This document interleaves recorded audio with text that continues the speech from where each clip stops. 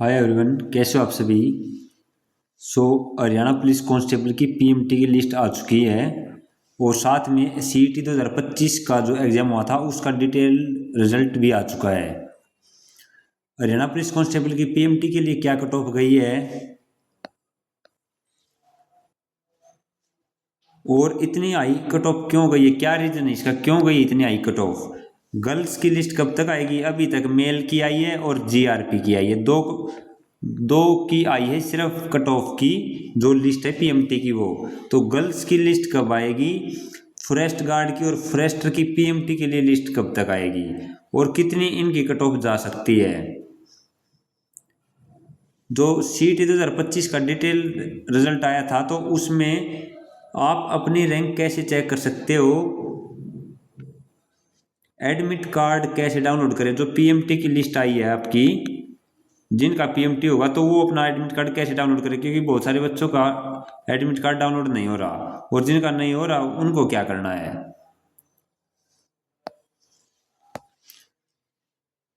जो हरियाणा पुलिस की constable GD के लिए मेल के लिए जो कट ऑफ गई है वो गई है यूआर की 52, ईडब्ल्यूएस की 71, बीसीए की 65, बीसीबी की 69, ओएससी की 64 और डीएससी की 57।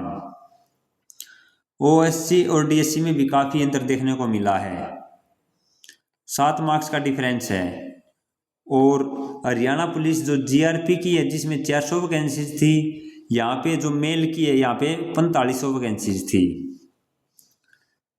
जीआरपी की यूआर की कट ऑफ गई 75, ईडब्ल्यूएस की 81, बीसीए की 78, बीसीबी की 80, ओएससी की 76 और डीएससी की 72। तो इतनी कट ऑफ आपकी गई हैं। यूआर की 52 और ईडब्ल्यूएस की 71। तो इतना डिफरेंस क्यों देखने को मिला? इसका रीज़न ये है कि जो पॉलिसी लगी है वो ओल्ड पॉलिसी लगाई गई है। ओल्ड पॉलिसी में क्या है कि जैसे रिजर्व कैटेगरी है और एक अनरिजर्व कैटेगरी होता है, अनरिजर्व कैटेगरी और एक रिजर्व कैटेगरी। रिजर्व कैटेगरी में सारी कैटेगरी आ गई, ईडब्ल्यूएस, बीसी और एससी। इसमें बीसीए, बीसीबी, ओएससी, डीएससी। तो जो ओल्ड पॉलिसी थी ना उसमें ये था कि यूआर में जो बच्चा वो यूआर में ही रहेगा और रिजर्व कैटेगरी वाला रिजर्व कैटेगरी में ही रहेगा। इस कारण से यूआर की कट ऑफ इतनी डाउन गई है और ईडब्ल्यूएस की ज़्यादा गई है।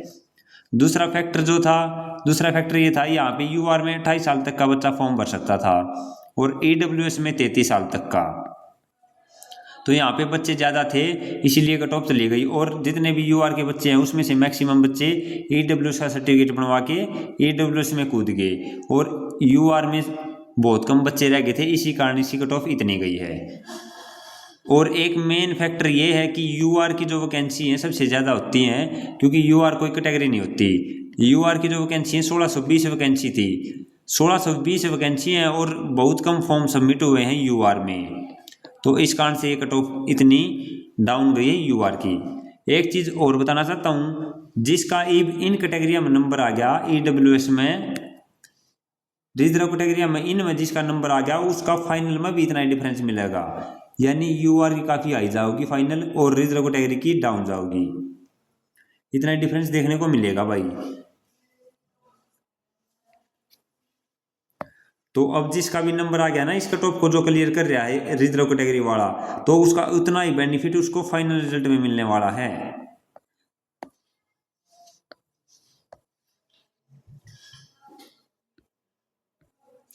आपके जो पीएमटी है वो 20 तारीख से शुरू होने वाले हैं, आपको पता है सबको।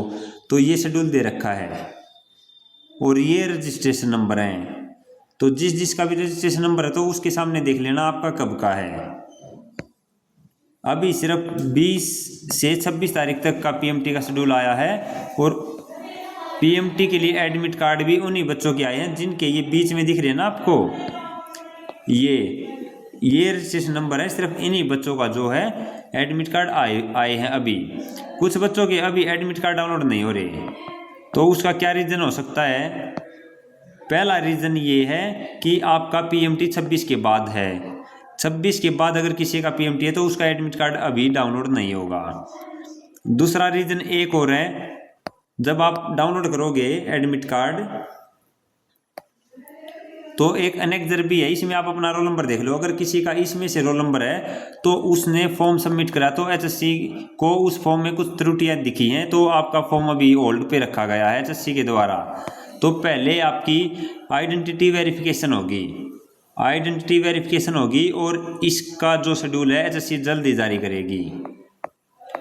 अगर आपका पीएमटी मान लो 23 तारीख को भी है, अगर 23 तारीख को भी है, अगर आपका इस लिस्ट में नाम है और फिर भी आपका एडमिट कार्ड डाउनलोड नहीं हो रहा तो इसका रीज़न ये है कि आपका इसमें से रोल नंबर मिलेगा फिर, और आपका फॉर्म में कुछ त्रुटियां हैं पहले वो दूर होंगी। एचएससी के द्वारा एक शेड्यूल जारी किया जाएगा जल्दी, तो पहले आपकी आइडेंटिटी वेरिफिकेशन होगी, उसके बाद आपका पीएमटी के लिए एडमिट कार्ड आएगा या आप पीएमटी देने जाओगे।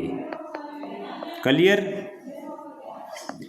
एक और डाउट है बायोमेट्रिक का। तो बायोमेट्रिक का भी तो फिलहाल का यही है कि जो पीएमटी देने जाएगा वहाँ पे अपने पहले बायोमेट्रिक होगी उसकी, और अलग से कोई नोटिस अभी आया नहीं है एचएससी की तरफ से कि सभी को जाना है। 20 तारीख से वैसे बायोमेट्रिक शुरू हो रही है लेकिन अभी कोई कंफर्म नोटिस नहीं आया है कि सभी बच्चों को जाना है। हाँ ये है कि जिसका पीएमटी है उस दिन जाओ और अपना बायोमेट्रिक करवा लेना। अब बात करते हैं कि सीईटी 2025 का जो डिटेल रिजल्ट आया है उसमें कितने कितने मार्क्स आए बच्चों के, क्या आपकी रैंक बनती है। तो सीईटी मार्क्स जो 2025 के थे उसकी रैंक वाइज कैंडिडेट्स हैं ये 90+54 बच्चे हैं। तो इस प्रकार आप देख सकते हो 65+1,86,000 हैं, 60+2,92,000 हैं और 70+ बच्चे हैं 98,871 बच्चे जो हैं 70+ हैं। जो सीईटी 2022 का पेपर हुआ था उसमें 70+ सिर्फ 2,475 बच्चे थे और अब की बार 70+ 98,871 बच्चे हैं। तो कंपटीशन काफ़ी ज़्यादा है, आपको ये एक्सेप्ट करना पड़ेगा। और कट ऑफ आ जाने का कारण एक तो कंपटीशन ज़्यादा है और एक पॉलिसी ऑर्डर लगी है, तो ये दो फैक्टर हैं। अगर आपको रैंक चेक करनी है कि आपकी कितनी रैंक है, अगर मान लो आपके 70 नंबर हैं, 75 नंबर हैं, 80 नंबर, अगर आपको रैंक चेक करनी है तो आप मेरे टेलीग्राम चैनल है selection with Jeet, selection with Jeet पर मैंने लिंक डाल रखा, वहाँ पे आपको सिर्फ अपना रोल नंबर या फिर आपका जो रजिस्ट्रेशन नंबर है सीईटी का वो भर देना और आप अपनी रैंक चेक कर सकते हो। तो लगभग सबके डाउट क्लियर हो गए हैं। अब बात करते हैं दूसरी की, गर्ल्स की लिस्ट कब आएगी, गर्ल्स की पीएमटी की लिस्ट कब आएगी। तो सबसे पहले अभी 20 से 26 तक का शेड्यूल जारी किया गया है और इसमें जितने बच्चों के लिस्ट तो आई है 15 गुना की, लेकिन जो वो शेड्यूल गिरा उसमें रजिस्ट्रेशन नंबर दिए हैं तो उन्हीं बच्चों का पहले पीएमटी होगा। तो पहले मेल के सभी के मेल के कंप्लीट करवाए जाएंगे, मेल जीडी के और जीआरपी के। ये कंप्लीट होने के बाद ही क्या पता गर्ल्स की लिस्ट आए। गर्ल्स की लिस्ट आएगी, 600 पोस्ट हैं तो इसका 15 गुना बच्चे लिए जाएंगे, 15 × 90, 9,000 जो गर्ल्स हैं वो बुलाई जाएंगी पीएमटी के लिए। तो अभी गर्ल्स के पीएमटी की कोई इन्फॉर्मेशन नहीं है, यही लग रहा है ज़्यादा से ज़्यादा कि पहले इनके होंगे फिर इनके गर्ल्स के होंगे। अब बात करते हैं कि फॉरेस्ट गार्ड और फॉरेस्टर का क्या रहेगा। तो फॉरेस्ट गार्ड का और फॉरेस्टर का इनके जो पीएमटी हैं एक साथ ही होंगे और पीएसटी भी एक साथ ही होंगे। तो पहले ये जीडी के करवा रहे हैं, उसके बाद शायद फॉरेस्ट गार्ड और फॉरेस्टर का नंबर आए। तो काफ़ी प्रोसेस भी 85 से 90 दिन का रहने वाला है पीएमटी का, इसीलिए अभी फॉरेस्ट गार्ड की और फॉरेस्टर की या जो 85 से 90 दिन का शेड्यूल है इसके बाद ही आपके पीएसटी शुरू हों और इतने दिनों में सबके पीएमटी करवा लिए जाएंगे। तो पहले आपके पीएमटी होंगे, फिर आपके पीएसटी होंगे और फिर आपका एग्जाम होगा। तो ये प्रोसीजर रहने वाला है। और जो लिस्ट है, जो पहली लिस्ट है इसकी कट ऑफ आई गई है, तो ये कट ऑफ डाउन भी आएगी। लिस्ट दूसरी, तीसरी, चौथी, पांचवी कितनी भी लिस्ट लग सकती है, वो डिपेंड करता है कि कितने बच्चे आउट होंगे, कितने बच्चे पीएमटी में बाहर निकलेंगे या पीएसटी में बाहर निकलेंगे, उसी रेशियो के हिसाब से बुलाते जाएंगे ये। तो अभी तो पहली लिस्ट ही आई है, तो लिस्ट दूसरी तीसरी भी आएंगी, अभी सब्र रखो।